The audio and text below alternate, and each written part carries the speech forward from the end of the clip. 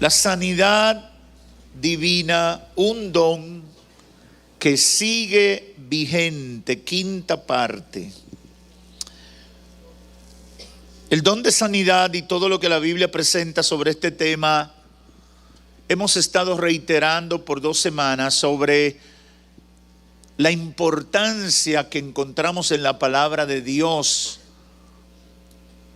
sobre todo en todo lo que tiene que ver con la proclamación del Evangelio. Cuando Jesús hace esa asignación de la gran comisión en Marcos 16, 15 en adelante, Jesús resalta 3 elementos fundamentales de lo que iba a ser el plan de propagación del Evangelio: la proclamación para salvación, la sanidad de los enfermos y la liberación espiritual de los que estuvieran atados por demonios.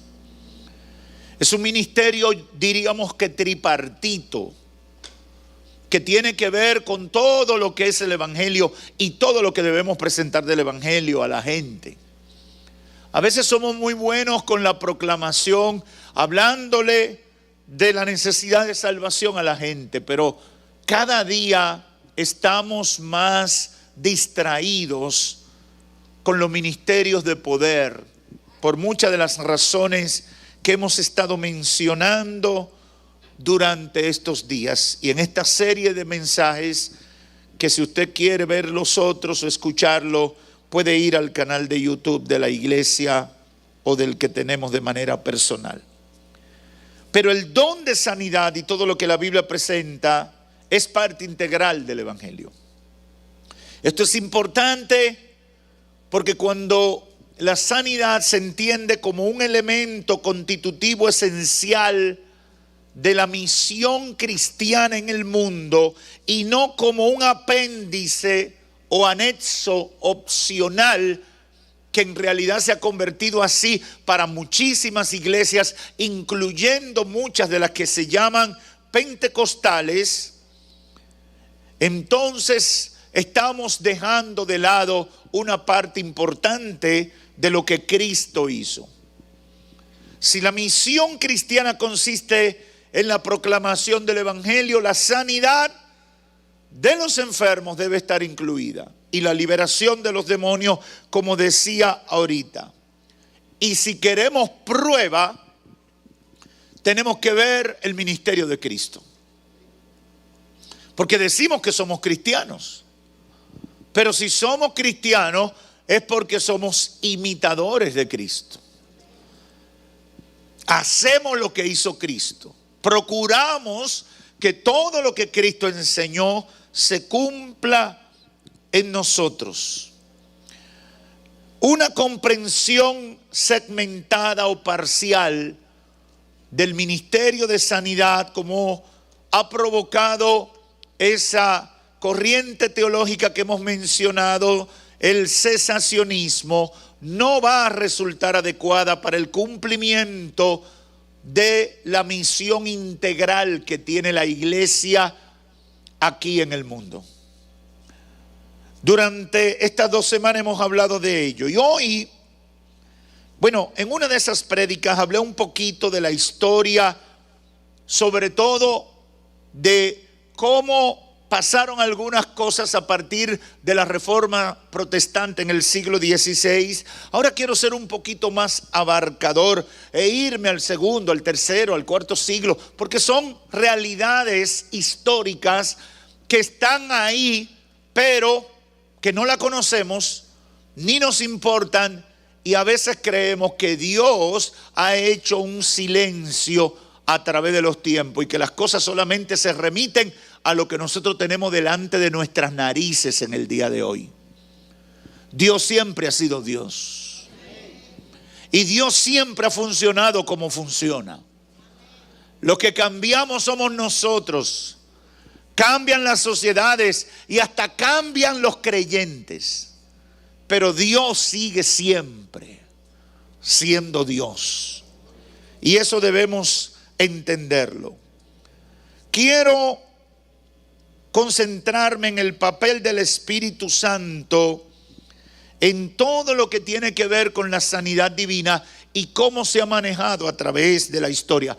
Obviamente no voy a poder dar un estudio pormenorizado porque eso llevaría horas, pero sí pudiéramos mencionar pinceladas que van a alimentar nuestra fe, que van a fortalecer nuestra fe y nos van a llevar a comprender que Dios ha estado en la disposición de mostrar su poder a través de la iglesia y espera que la iglesia use su poder en las batallas, en los desafíos que tiene por delante. Las sanidades y actos de expulsión de demonios fueron parte integral en la evangelización que los apóstoles del primer siglo desarrollaron a partir de Pentecostés. El ministerio de los apóstoles continuó por los primeros años de la era apostólica, tratando con diferentes tipos de enfermedades. Usted se puede leer el libro de los Hechos. Ahora, el ministerio de ese grupo original de los apóstoles termina aproximadamente en el año 95-96 de la era cristiana, cuando termina muriendo el apóstol Juan, que fue el último que murió de todos los apóstoles de Cristo. A partir de ahí viene otra generación. A partir de ahí vienen nuevas generaciones. Los apóstoles, cuando usted pasa por el libro de los Hechos, la lista comienza con un hombre que había estado lisiado toda su vida junto al templo, aproximadamente o próximo a la puerta de la Hermosa. Trajeron a ese hombre lisiado y muchos conocen la historia que dice Hechos capítulo 3. Pedro y Juan se encontraron con él como probablemente se habían encontrado muchas veces, pero un día, dicen algunos estudiosos de la Biblia, un arrebato de Dios, un momento de gloria se manifestó y le dijeron, lo miraron con otros ojos y le dijeron: no tengo oro ni tengo plata, pero lo que tenemos te lo damos. En el nombre de Jesús, levántate y anda. Lo habían visto muchas veces, lo habían quizás ayudado muchas veces, pero le pasó lo que yo quiero y le pido al Señor que pase con la iglesia del siglo XXI. Un día la venda de esa incredulidad maquillada que tenemos se corrió y ellos vieron a ese pedigüeño con otros ojos y entendieron quiénes eran ellos y el potencial, la capacidad que ellos tenían para ministrarle a ese hombre no un par de monedas, sino una respuesta al problema que había marcado negativamente su vida por todos los años que había tenido que vivir. Otro caso es la sanidad de la ceguera de Saulo de Tarso por manos de Ananías, Hechos capítulo 9. ¿Se recuerdan cuando Dios se les reveló camino a Damasco? Saulo quedó ciego y el Espíritu Santo lo mandó a donde un hombre que se llamaba Ananías. Y este le puso la mano sobre los ojos y recibió la sanidad. En el mismo capítulo se refiere la sanidad de Eneas, una persona en Lida que llevaba 8 años en cama con una parálisis. A partir del capítulo 9, verso 32 en adelante, le sigue la sanidad espectacular de otro lisiado de nacimiento en la ciudad de Listra. No podía mover las piernas, nunca había caminado, y el agente de la sanidad divina en este caso fue Pablo, ya ministrando la palabra de Dios en Hechos capítulo 14, 8 al 12. En el 28:8 se registra la sanidad del padre de un tal Publio, el funcionario principal de la isla de Malta, que estaba en cama, enfermo con fiebre y disentería. Pablo oró por él, le impuso las manos y lo sanó. Y solo he citado algunos casos simplemente para esta panorámica. los apóstoles sanaron a los enfermos con la convicción de que el poder y la autoridad de Dios estaba con ellos a través del Espíritu Santo, sobre todo a partir de lo ocurrido en el aposento alto. Y yo quiero hacer un paréntesis aquí para hacer una pregunta a todos los cristianos que me escuchan en este templo y a la distancia. ¿Cuántos creen que tienen al Espíritu Santo morando en su vida?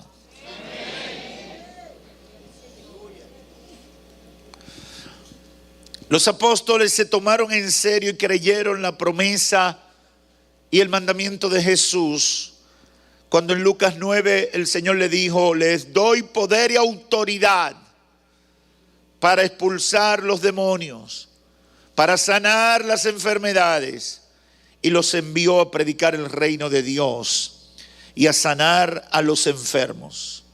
Jesús le dio poder, autoridad, para que fueran a través del mundo.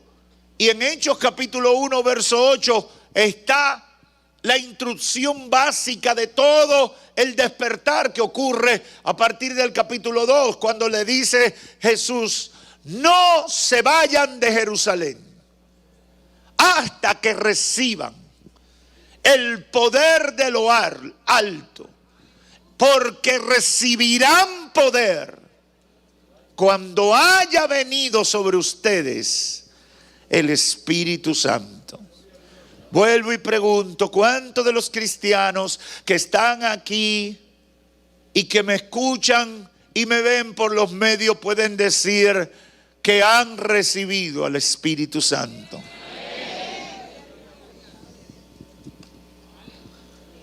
El papel protagónico del Espíritu Santo en ese ejercicio de poder fue característica principal de la iglesia en el primer siglo y continuó en el siglo II, en el 3 y parte del 4 en la misma dimensión del primer siglo.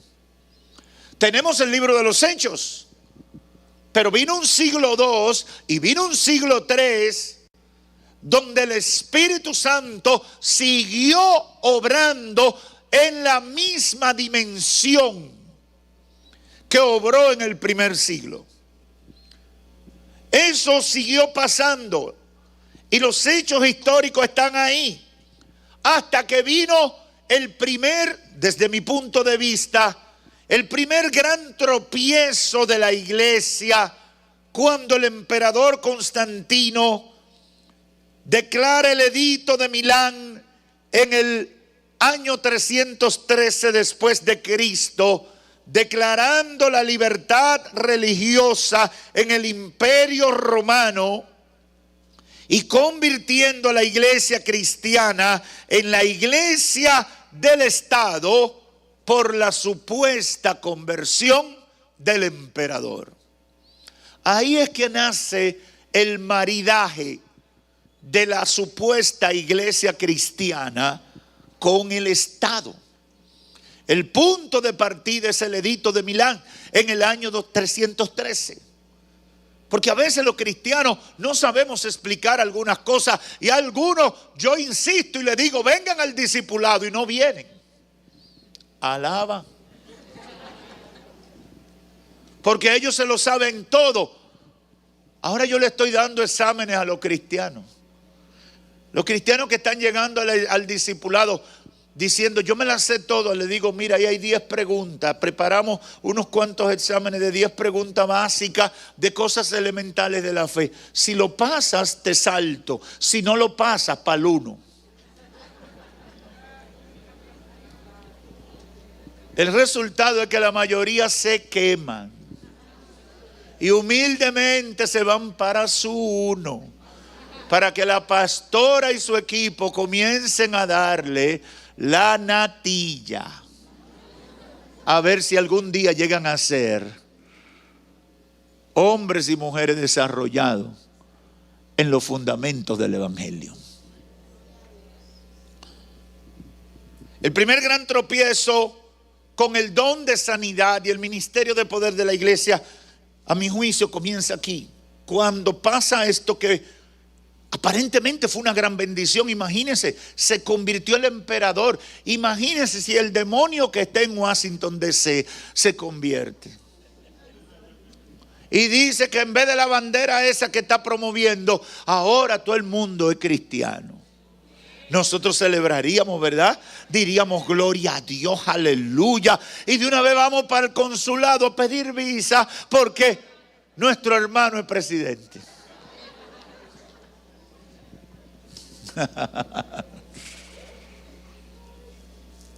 Teólogos y obispos destacados de la iglesia que vino después de los apóstoles del primer siglo testificaron del poder del Espíritu Santo obrando a través de la iglesia para producir milagros y sanidades.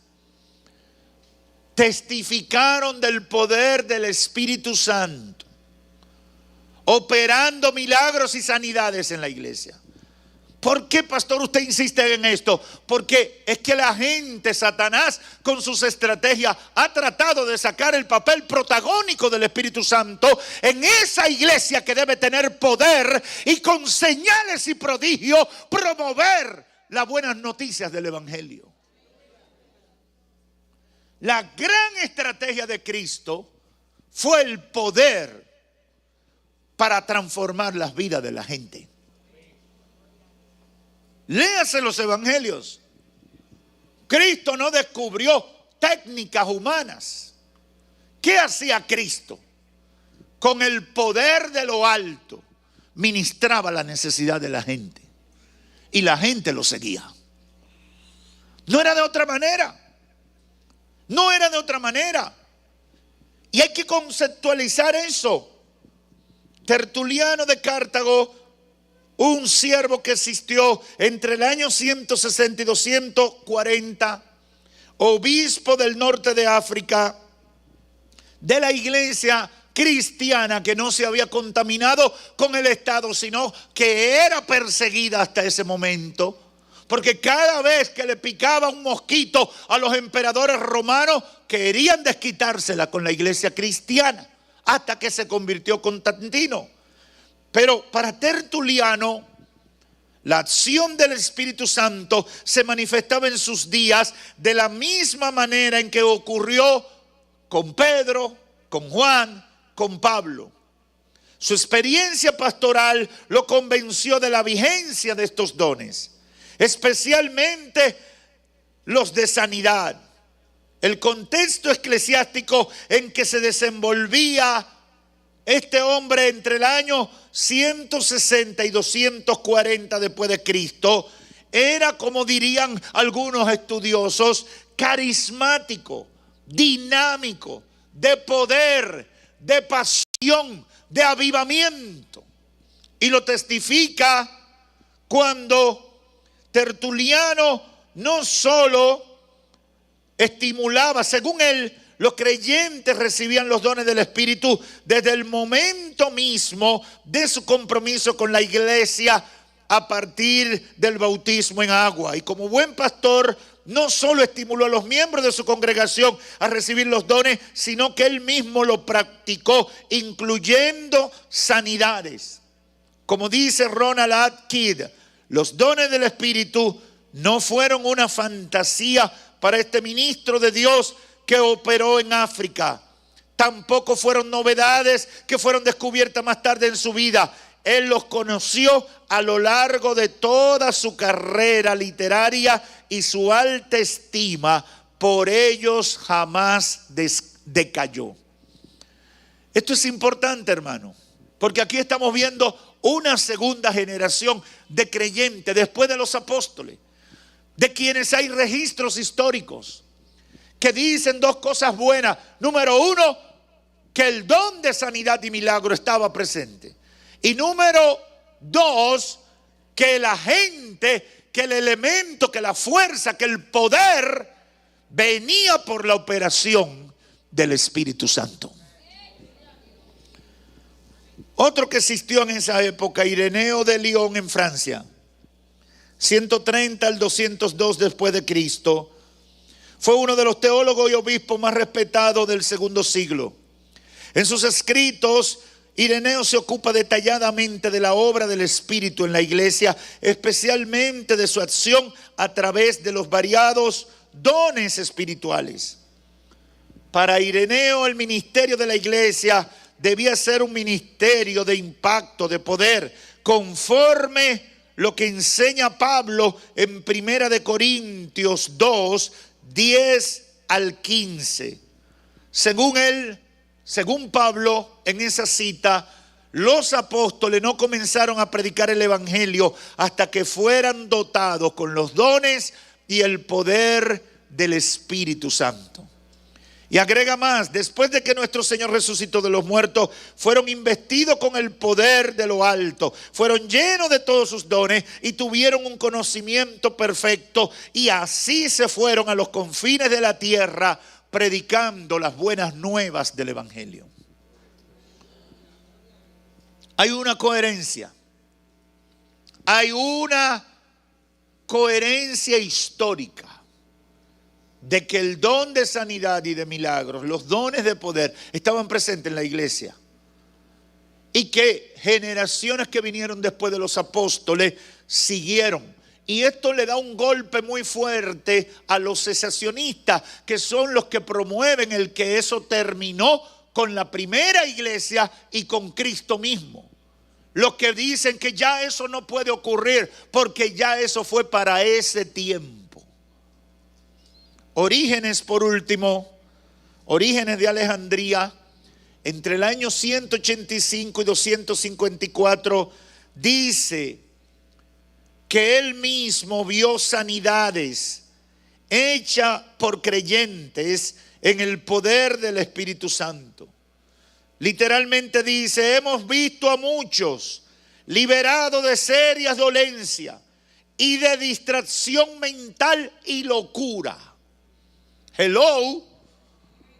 Porque hay gente que cree que Dios solamente sana el cáncer y no sana a la cabeza dislocada. Hay gente que cree que el Señor sana una hernia y no sana una mente confundida. Dice Orígenes: he visto a muchos liberados de seria dolencia y de distracción mental y locura, e innumerables otras enfermedades que ni seres humanos ni demonios habían curado, sino que fueron sanadas por el poder de Dios y la obra del Espíritu Santo. Quise traer estos tres casos. Y yo sé que para algunos hermanos que les gusta mucho el gloria a Dios y aleluya, y levanten la mano y miren para atrás y muevan la cintura, eso no le llama mucho la atención. Pero por esa ignorancia con la que vivimos es que los falsos maestros matan la fe de muchos creyentes. Es por esa indiferencia. Porque vienen y le dicen, le venden una mentira, y por causa de tu ignorancia, tú crees que es parte de la verdad. Y no son más que falacias. Porque las falacias son mentiras maquilladas con visos de verdad. Y muchos terminan cayendo. Y muchos pierden su fe. Y muchos terminan en doctrinas de error.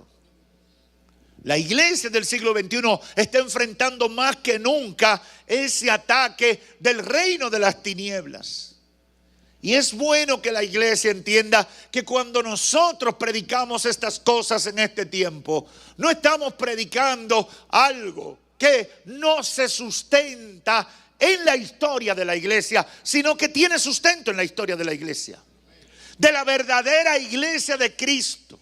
La iglesia que no se ha quedado estancada en los rudimentos de un conocimiento limitado, sino una iglesia que, conforme a como ha sido la revelación de Dios progresiva, así la iglesia progresivamente en el tiempo que le ha tocado ministrar está poniendo en evidencia el poder de Dios que le fue asignado. Y ese es el mensaje que quiero dejarle a ustedes. La misión de la iglesia es una misión integral que incluye la proclamación del evangelio, incluye la sanidad de los enfermos e incluye la liberación de los endemoniados. Voy a hacer otra pregunta, y estoy muy preguntón. ¿Cuántos de los que están aquí han orado por algún enfermo? Los felicito. ¿Cuántos de los que están aquí han orado por algún endemoniado? Mucho menos, pero los felicito. ¿Cuántos le han hablado a alguien de Cristo? ¿Ve dónde está el desbalance? La mayoría le ha hablado a alguien de Cristo. Pero orar por los enfermos y orar por liberación espiritual es cosa de especialistas. Eso es lo que el diablo nos ha hecho creer. Y por eso traigan al pastor para que le ore. Busquen a fulano que es especialista. Yo no, porque yo no brego con esos pájaros. Yo no brego con esa cosa. Ese enfermo está muy grave. No puedo orar por él. Resignación, hermano. No hay nada que hacer ahí. Y nos rendimos por completo. Y nos limitamos. Yo he estado hablando de este tema y el Espíritu Santo me ha permitido vivir experiencias que no había vivido hace mucho tiempo o quizás nunca en mi vida. El martes pasado tuve la oportunidad de ir a una clínica en Santo Domingo donde había un hermano de nuestra iglesia en Miraflores en una unidad de cuidados intensivos. Ha estado padeciendo de una enfermedad, de un cáncer, que le ha producido un deterioro grave de su salud. Convulsiones terribles empezaron a sucederle durante el fin de semana. Su familia, en su desesperación, albergaban la esperanza de que antes de morir, por lo menos yo tuviera la oportunidad de verlo. Y me insistieron. Yo estaba el sábado llegando aquí a La Romana, iba rumbo a Higüey después y era imposible para mí sábado o domingo. Y yo dentro de mí le decía: Señor, dame la oportunidad de ir y orar por el hermano, pero yo no puedo. Solo si yo tuviera un helicóptero, ya lo ve que se necesita.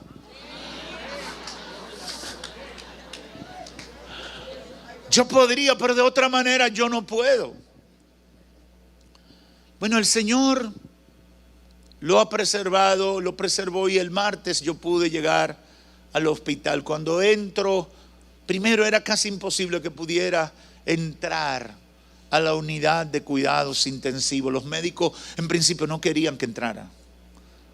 Y ya yo me iba, había hecho una oración con la familia y ya me iba, cuando finalmente me dicen: venga, pastor, le van a permitir entrar.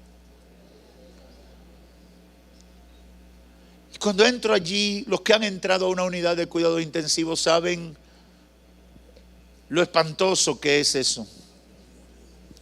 Porque la gente que está ahí no está bien. La mayoría no está consciente de lo que está pasando. Pero le cuento la historia porque a través de todas estas predicaciones, el Espíritu Santo ha despertado en mí la necesidad de no solamente predicarlo, sino vivirlo y practicarlo con mayor pasión. Yo entré a esa sala de cuidados intensivos y humanamente nada era posible que yo pudiera hacer por esa gente, llenos de aparatos y demás. No sé si tenía un día o día y medio el hermano que no había despertado. Estaba en un sueño o coma profundo, inducido por los medicamentos. Y yo llegué porque cargo esta palabra en estos días sobre mí. No se limiten, oren. No se descalifiquen, oren. No crean, no descalifiquen el poder de Dios para obrar todavía. Tienen que hacerlo. Olvídense de lo que pase después. Háganlo.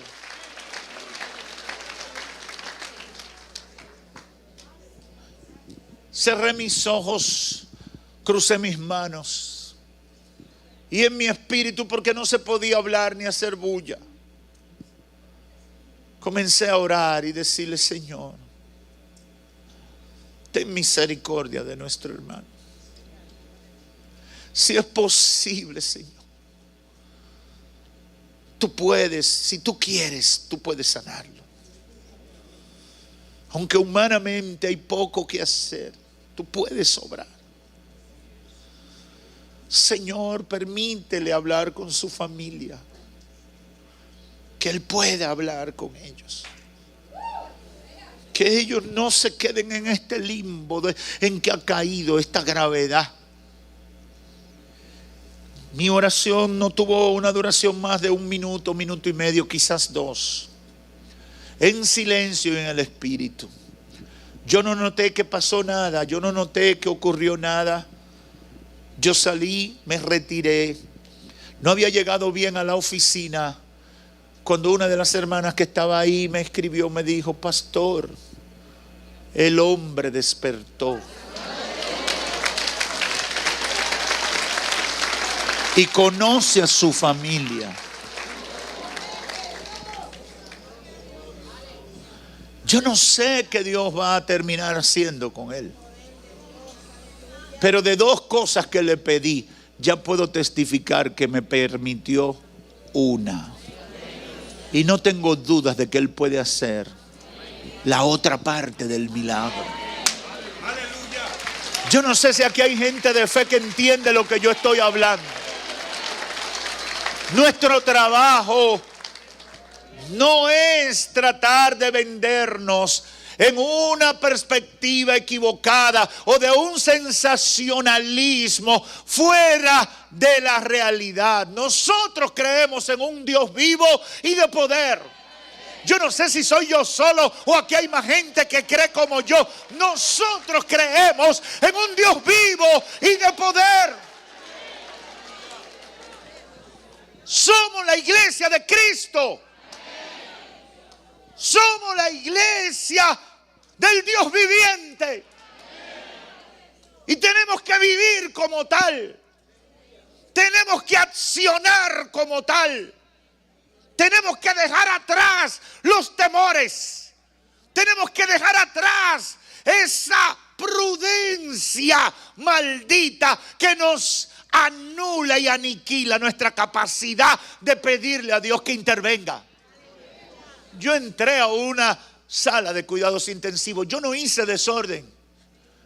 Yo no alteré el orden que tenían los médicos.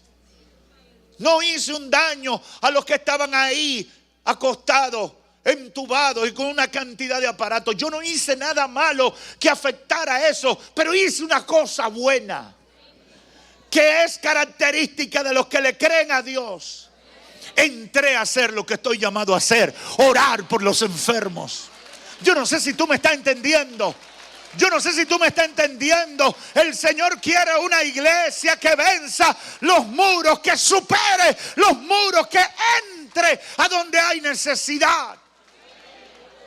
Yo estoy aquí en el nombre del Señor. Yo soy cristiano.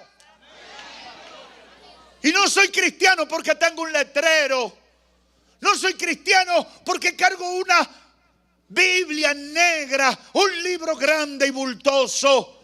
Soy cristiano porque tengo una fe viva en el Cristo resucitado, en el que me salvó, en el que murió en la cruz del Calvario por mí y me ha dado razones para proclamar su evangelio. Aleluya. ¿Qué es lo que nos falta? Poder. Poder de lo alto. Poder que nos quite los temores. Ese poder del Espíritu Santo que quite nuestros temores. Que nos conecte con la misión que Cristo delegó en nosotros. Ese poder que nos quite la venda. Ese poder que nos dé valentía. Valentía para hablar en el nombre del Señor. No hay que ser mal educado para hablar en el nombre del Señor. No hay que ser un loco, humanamente hablando, para hablar en nombre del Señor. Podemos educadamente hablar en el nombre del Señor y podemos con la autoridad de Dios establecer el orden de Dios en la vida de la gente. Esa es la iglesia que el Señor está levantando para este tiempo. Esa es la iglesia que va a ser efectiva en este tiempo de tanta incredulidad, de tanta maldad, y donde los infiernos parece que tienen secuestrada a la gente. La misión de la iglesia en el siglo XXI no la podemos desconectar de los elementos que la han hecho protagonista de la historia humana a través de los tiempos. La iglesia de este siglo XXI está llamada a cumplir con su ministerio en todos los niveles que ha sido llamada, pero no podrá hacerlo sin la ayuda del Espíritu Santo. Sin la ayuda del Espíritu Santo no lo vamos a poder hacer. Y no me refiero a un concepto, me refiero a una ayuda real. No es fácil vencer nuestros temores, nuestras dudas, nuestras inseguridades. No es fácil vencerla, pero tenemos que pedirle al Espíritu Santo: dame poder, dame poder, quítame el miedo. Aquí hay gente que tiene que hacer esa oración hoy. Aquí hay gente que Dios en su bondad y en su misericordia la trajo al templo o la ha conectado con esta transmisión para llamar su atención y decirle: tienes que pedir poder. Tienes que pedir al Espíritu Santo. Tienes que llenarte del Espíritu Santo. Tienes que dejar la apatía, la indiferencia, la esterilidad espiritual y convertirte en un instrumento de Dios. Convertirte en la mano de Dios, en la boca de Dios, en los pies de Dios que llegan a donde están los que están en necesidad. Necesitamos pedir poder. Necesitamos pedir poder. Como lo estableció Cristo a sus discípulos, no pueden cumplir con la misión sin haber recibido la investidura del poder que le da el Espíritu Santo. Para ejercer un ministerio efectivo, dinámico, impactante, irrelevante en una sociedad indiferente y en rebeldía, necesitamos poder. Poder de lo alto. Todo lo que el diablo y su sistema satánico han levantado a través de los años para desconectar a la iglesia de los dones del Espíritu Santo como herramienta indispensable para el ejercicio del ministerio, con el apoyo de los cristianos que se acomodan a la religiosidad vacía, sin Espíritu Santo, tiene que ser dejado atrás. Hay mucha gente viviendo la vida cristiana como una religión más, y eso es incompatible. Tienes que ser, si eres cristiano, tienes que ser un hombre, una mujer llena del poder de Dios. Ese amén no fue suficiente. Si eres cristiano, tiene que ser un hombre o una mujer llena del poder de Dios. Los cristianos de hoy, como los de ayer, solo debemos hacer lo que la Biblia nos ordena y lo que la Biblia nos modela. A fin de cuentas, la Biblia es nuestra guía para relacionarnos con Dios y conocer su voluntad. Termino diciendo, en tercer lugar, el don de sanidad junto a todos los dones que menciona la Biblia, están vigentes. El don de sanidad, junto a todos los dones que menciona la Biblia, está vigente. ¿Le has pedido al Señor que te dé algún don? ¿Es eso parte de tu oración diaria? ¿Has perdido la pasión y no quieres que Dios te dé ningún don para no tener que hacer nada? Los dones, como el don de sanidad y todos los dones que habla la Biblia, están vigentes, siempre y cuando contemos con el respaldo del Espíritu Santo. Esa ha sido la marca de la iglesia. Esa ha sido la razón de los avivamientos. Esa ha sido la marca de la iglesia de Cristo. Sucedió en el primer siglo, sucedió en el segundo, sucedió en el tercero. Muchos se contaminaron en el cuarto. Y por casi 1000 años, muchos estuvieron confundidos usando el poder político para el crecimiento de la iglesia. Pero siempre, aunque tuvieran que estar en la marginalidad, la iglesia del poder de Dios no murió. Se mantuvo viva. Como candelita por abajo, quemando y salvando, quemando el pecado y salvando a los perdidos. Yo estoy aquí en el nombre del Señor para desafiar a esta iglesia y a todos los que son parte de la iglesia del Señor en este tiempo. El don de sanidad está vigente. Y tomé específicamente ese don porque todos los días me siento abrumado con la cantidad de enfermedades que la gente me dice que tiene. La gente me llama prácticamente todo el día. Me llaman cuando me ven personalmente, me llaman a través de las redes sociales, me llaman a través de la radio y la televisión. Pastor, ore. Pastor, me muero. Pastor, se me muere una hija. Pastor, se me muere un hijo. Pastor, me detectaron cáncer. Pastor, tengo este problema. Pastor, se me dañaron los riñones. Pastor, no veo y estoy sordo. Pastor, los huesos míos no sirven. Todos los días los hospitales están llenos, las clínicas están llenas, los laboratorios no dan abasto, se multiplican como los colmados, como los lugares de despensa de alimentos por todas partes, los laboratorios clínicos. Usted no lo ha visto, usted no se ha dado cuenta, hay como una especie de juicio sobre la humanidad. El caballo amarillo de Apocalipsis parece que está cabalgando sobre el mundo. La enfermedad está azotando. Ese es el escenario.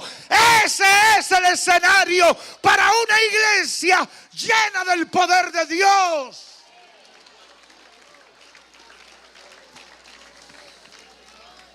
Aleluya. Aleluya. Ese es el escenario. Y es lo que he sido comisionado por el Espíritu Santo. Que se levanten los discípulos.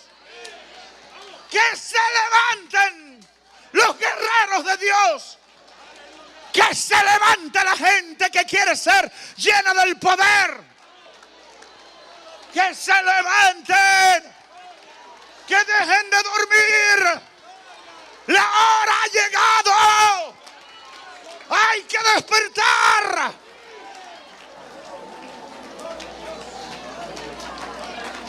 La gente se está muriendo.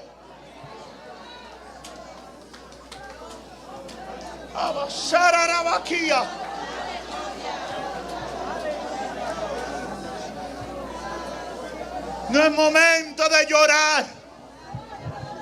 Es momento de proclamar. No es momento de frustrarse. Es momento de alumbrar.